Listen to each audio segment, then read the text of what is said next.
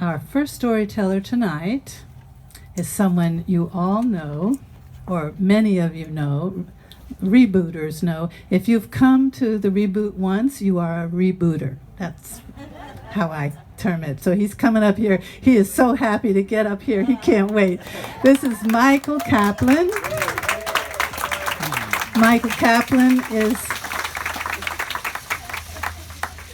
Michael is a local playwright, storyteller, songwriter, and by day, he is the Community Engagement Director for Transitions Mental Health.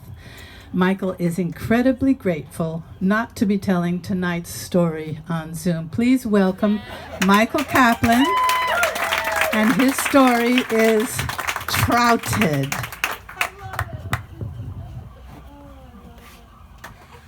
Oh God, where have you all been? Growing up, I was not a child that was at home in the natural world.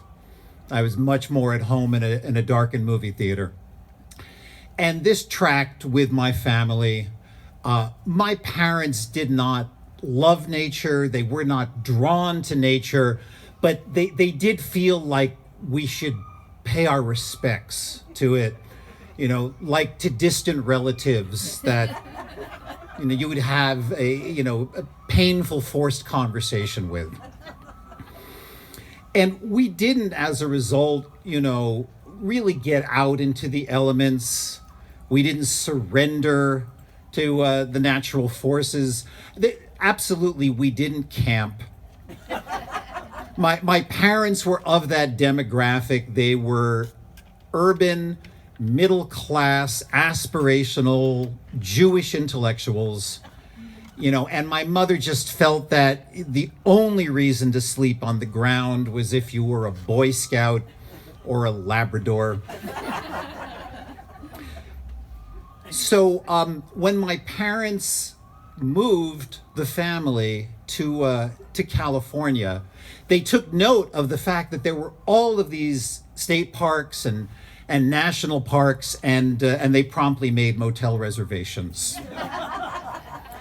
And so a typical day for us out in nature, we'd wake up and my sisters and I would watch cartoons, and then we'd go out to breakfast, and then we would go to the park and buy a ticket and go in and find the first vista point and walk out, and then there it would be, Half Dome, or this grove of redwoods, and standing in front of that magnificence would bring on this really profound question: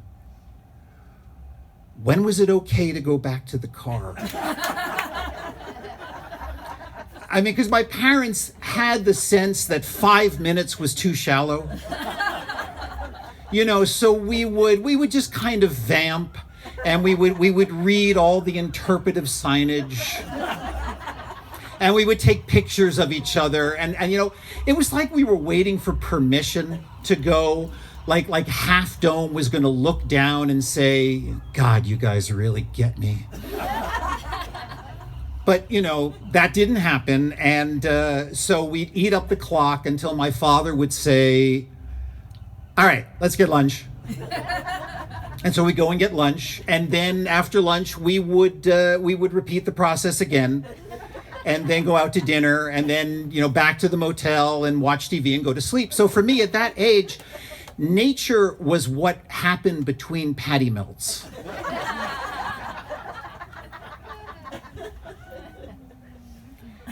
So eventually my parents just expanded the map. And we went to Utah, to Bryce, and to Zion. And then they decided to take us to Wyoming, to the Grand Tetons. And I was 12 years old that summer. And I had this gathering feeling that there was just more going on than what unfolded between patty melts. And as I sat in the back seat with my sisters on the long drive to Wyoming, I just sort of made this challenge to myself to find my moment in nature. But when you're a 12-year-old boy, that means you want to win. You want to triumph in nature. You want to seize the moment if you can find it. And, given my family's makeup, there was no way that I was going to hike to some foreboding peak or, navigate through white waters. But I eventually settled on the idea that maybe I could catch a fish. And that if I could catch a trout, that would be my moment. And I really started to fixate on that idea. So when we got there and we got set up in our cabin, I pleaded with my father, and he got me a cheap rod and reel and a little tackle box. And from that point on, anytime we had a family excursion, he would stop by a body of water so that I could go fishing. But now, this was not fly fishing. This was not a river runs through it. This was a river looks through you and doesn't care. And I would have to bait my hook and cast it into the middle of the water.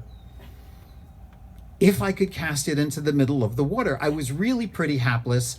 And I would stand there just shooting this line out every which way into the trees and the rocks and my sister's hair. I was like a drunken spider at a frat party. And my mother found this to be great comic relief. And she would just cackle like crazy. And it's one thing if nature has the last laugh, that's fine. But if it's nature and your mom and your sisters all laughing, that's just demoralizing. And I really, really started to feel the pressure. And this culminated late one night when my father heard strange noises and got up at 2 a.m. And I was standing there near the front door. And he said, Mike, do you want to come back to bed? And I shook my head and said, fishing. I got to go fishing. And in my family, that's the only known time that I've ever been sleepwalking. And my father at that point took pity on me. And so the next day, he turned off a side road and we went to a trout pond. And if you folks know what a trout pond it is a man-made pond that is stocked with starving fish. And so we paid our fee and I baited my hook and it was in the water for 6 seconds of just, thrashing and jostling. And then I pulled out the fish and that just wasn't my moment. I mean, I just felt kind of dirty. Like my dad had taken me to a trout whorehouse. But, everybody else was excited and we took the fish and put it on ice in the cooler. And my father said, all right, let's get lunch. And this time we got some sandwiches and then we decided to eat them by a stream. And so I was out there and I'm just idly casting into the water. And suddenly there was a tug and a bit of thrashing. And I pulled an honest to God free range trout out of the water, just shimmering in the light. And, my sister screamed and my father's pounding me on the back. But there was something wrong with the moment. The fish hadn't swallowed the bait. The hook was lodged in the side of its head, like it didn't see where it was going. Maybe it was texting. And that just took something away from me. But, we were going to have that celebratory dinner that night. And my mother was going to cook those 2 trout. And she had never cooked trout before because she tried to fillet them beforehand. And we all had a portion about the size of a stick of gum. And a short time after, we're riding to Los Angeles, heading home. And I'm sitting in the back seat and I'm reflecting on the events of the trip. And I knew that I had not had my moment in the natural world. I hadn't made my mark on the natural world, but I didn't understand that that's not how it works. That if you're lucky, the natural world makes its mark on you, and maybe some summer morning you wake up with your own family and you're under redwood trees and you're near a stream that all night long that sound has been massaging your soul, and you have gratitude and a feeling of humility.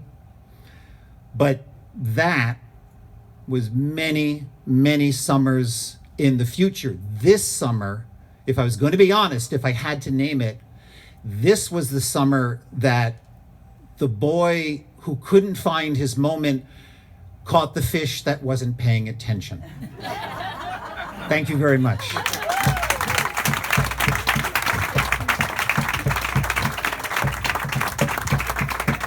Thank you, Michael.